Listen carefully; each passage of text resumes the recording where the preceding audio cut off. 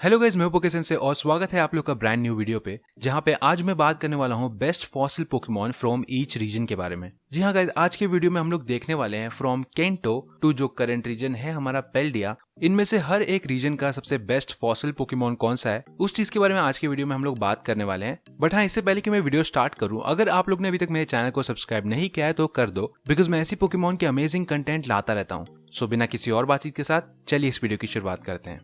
तो first reason जिसके बारे में हम लोग बात करने वाले हैं वो है केंटो रीजन।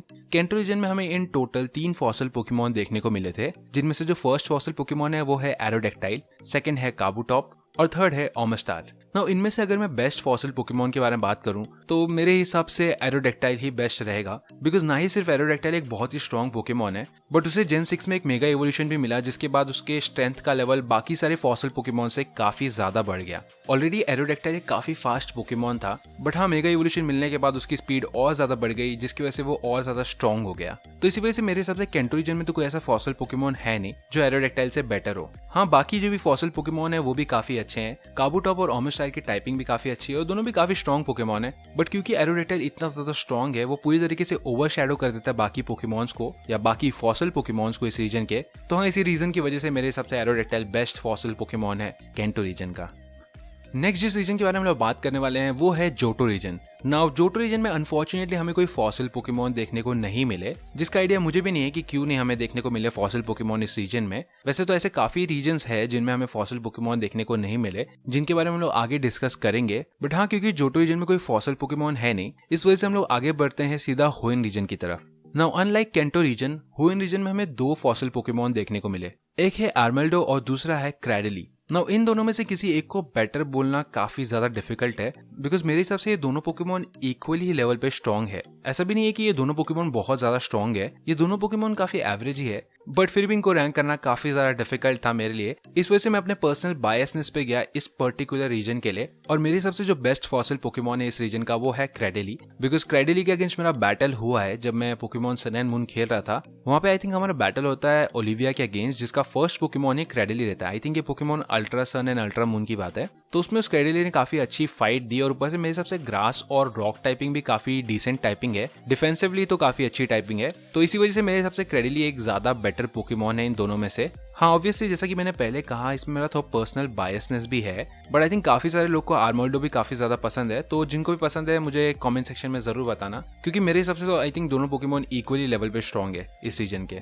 तो अब बढ़ते हैं नेक्स्ट रीजन की तरफ, जो कि है सिनो रीजन। सिनो रीजन में भी हमें होएन रीजन की तरह 2 फॉसिल पोकेमॉन देखने को मिले, जो कि थे रैम्पर्डॉस और बैस्टियोडॉन। नाउ इन दोनों को भी रैंक करना काफी ज्यादा डिफिकल्ट था, बिकॉज दोनों की स्ट्रेंथ जो है वो काफी डिफरेंट है। रैम्पर्डॉस जो है ये एक ऑफेंसिव पोकेमॉन है जिसका अटैकिंग स्टैट बहुत ही ज्यादा अच्छा है, और बैस्टियोडॉन जो है ये काफी अच्छा डिफेंसिव पोकेमॉन है। अगर दोनों पोकेमॉन की टाइपिंग की बात करी जाए तो रैम्पर्डॉस जो है ये प्योर रॉक टाइप पोकेमॉन है, और बैस्टियोडॉन जो है ये एक रॉक और स्टील टाइप का पोकेमॉन है। ना बैस्टियोडॉन तो मुझे ठीक ठाक ही पोकेमॉन लगता है, बट रैम्पर्डॉस एक बहुत ही अमेजिंग पोकेमॉन है, एक ऑफेंसिव बीस्ट है। इसके जो भी हेडबट वाले अटैक्स हैं उनका पावर काफी ज्यादा है इसकी एबिलिटी की वजह से, और हाँ, इसी वजह से ये पोकेमॉन बहुत ही ज्यादा स्ट्रॉन्ग है, और इसी वजह से मेरे हिसाब से ये सिनो का बेस्ट फॉसिल पोकेमॉन है। तो अब नेक्स्ट जिस रीजन के बारे में हम लोग बात करने वाले हैं वो है यूनोवा रीजन। यूनोवा रीजन में भी हमें 2 ही फॉसिल पोकेमॉन देखने को मिले, एक तो था कैराकोस्टा और दूसरा था आर्कियोप्स। ये दोनों ही काफी डिसेंट पोकेमॉन है। अगर कैराकोस्टा की बात करूं तो ये एक रॉक और वाटर टाइप का पोकेमॉन है, एक काफी अच्छी टाइपिंग है और एक काफी अच्छे वाटर टाइप मूव सीखता है, और इस पोकेमॉन को मैंने पर्सनली खुद यूज किया जब मैं पोकेमॉन ब्लैक एंड व्हाइट खेल रहा था, और मेरी जो चैंपियन टीम थी, यानी कि जिस टीम को लेकर मैं चैंपियन बना था, उस टीम का कैराकोस्टा पार्ट था। तो हाँ, मुझे आइडिया है कि ये पोकेमॉन कितना ज्यादा स्ट्रॉन्ग है। अगर आर्कियोप्स की बात करूं तो मैंने पर्सनली आर्कियोप्स को कभी यूज नहीं किया, बट आर्कियोप्स ये काफी अच्छा पोकेमॉन है, बस इसकी एबिलिटी इसको थोड़ा वीक बना देती है। इसी वजह से मेरे हिसाब से कैराकोस्टा बेस्ट पोकेमॉन है यूनोवा रीजन का, I mean best fossil Pokemon.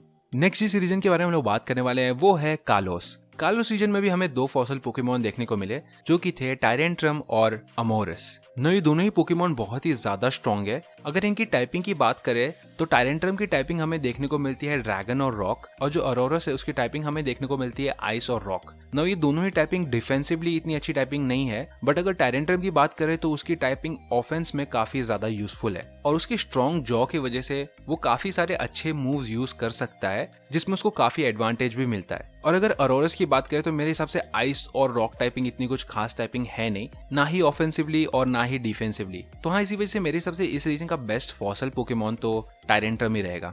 Next जो रीजन सीक्वेंस पे आता है वो तो है अलोला, बट जोटो रीजन की तरह अलोला रीजन में भी कोई फॉसल पोकेमॉन है नहीं, तो इसी वजह से हमें सीधा बढ़ना पड़ेगा गैले रीजन की तरफ, जहाँ पे हमें 4 फॉसल पोकेमॉन देखने को मिलते हैं। बट इन चारों फॉसल पोकेमॉन में से जो सबसे बेस्ट फॉसल पोकेमॉन है वो है ड्रेकोविश।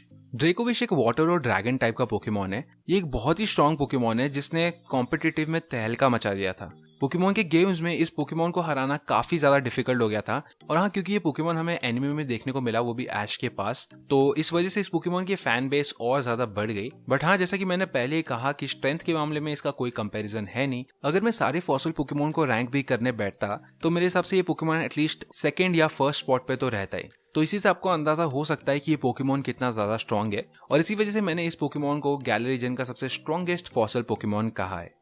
नो सीक्वेंस वाइज जो नेक्स्ट रीजन आता है वो है पेल्डिया, बट क्योंकि हमें पेल्डिया में भी कोई फॉसल पोकेमॉन देखने को नहीं मिले, तो आई थिंक इसी के साथ हम लोग इस वीडियो को एंड कर सकते हैं। आप लोग को अंदाजा आ गया होगा कि कौन से फॉसल पोकेमॉन सबसे बेस्ट है उस रीजन के। So I guess that is it for the video guys. I hope कि आप लोग को ये वीडियो पसंद आया होगा। अगर आप लोग को ये वीडियो पसंद आए तो इस वीडियो को लाइक कर देना और मेरे चैनल को सब्सक्राइब कर देना। मैं आता रहूंगा इसी पोकेमॉन के कंटेंट्स के साथ, तो तब तक के लिए